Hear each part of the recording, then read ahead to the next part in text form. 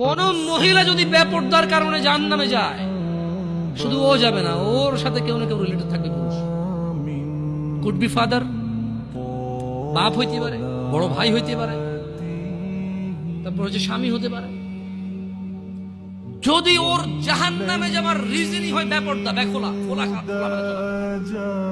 মানুষ হাজার রিজনে জাহান্নামে যেতে পারে। আল্লাহ সবাইকে ক্ষমা করুন এবং হিদায়াত দান করুন, আমিন। হাজারটা রিজন আছে জাহান্নামে যাওয়ার, কিন্তু যদি কোন মহিলা, এমন মহিলা যার বড় ভাই আছে, যার বাপ আছে, যার স্বামী আছে, আর ওদের থাকা অবস্থায় তার এমন একটা অন্যায়ের কারণে তার জাহান্নাম হয়েছে, যে অন্যটা হচ্ছে তার কি খোলামেলা চলাফেরা, তার জানাবা বিচারের চলাফেরা, তার বেপরদা অশ্লীল চলাফেরা, তাহলে ওই মহিলা একা জাহান্নামে যাবে না, সঙ্গে কাউকে নিয়ে যাবে। এবার যে লোকটা সংশ্লিষ্ট সময়ে দায়িত্ববান ছিল সে যাবে সঙ্গে। এটা খুব সিম্পল লজিক, কিন্তু কান টানলে কি আসে? কান টানলে কি আসে?